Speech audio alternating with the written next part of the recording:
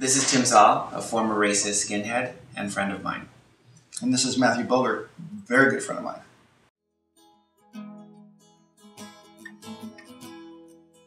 Our first encounter actually was in an alley in Los Angeles in the 1980s. There were 14 Nazi punks at the time who beat and kicked and punched me until I was unconscious and left me there for dead. After the attack, I didn't go to the hospital, I didn't call the police. I went back to the park. I was a homeless teen. I lived on the streets for another 3.5 years after that attack. I was 17 years old.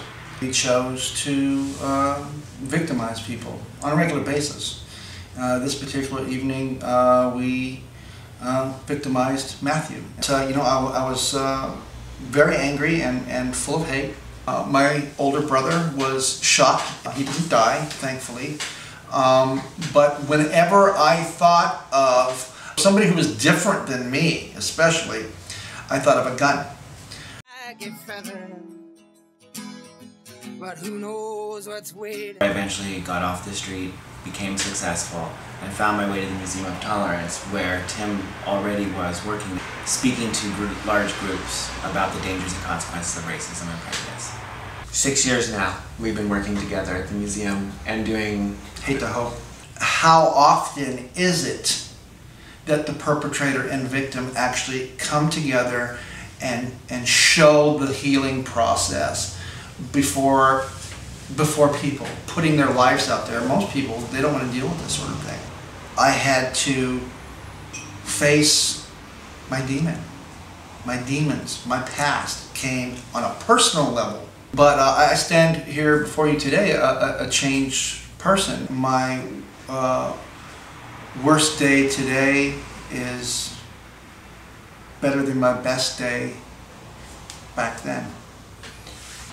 I think what most people don't understand about you that I got to learn in the 6 years is that the bully is also a victim, and we don't know what their circumstances are and why they're bullying. And there's a level of compassion I have for Tim once I've learned what he went through.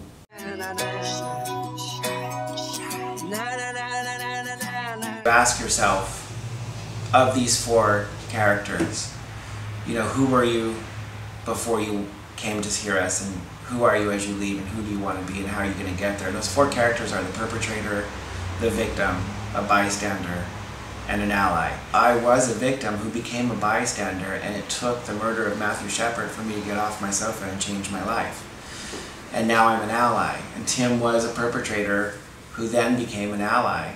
And sometimes we get locked into bystander out of fear because we don't know what to do. We're not sure what we can do for ourselves and for others.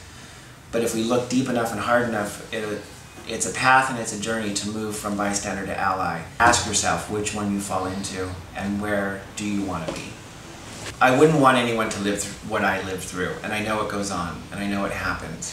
I'm also living a life of success and truly knowing that it does get better, it does improve, you can be successful, and I am fine exactly the way that I am.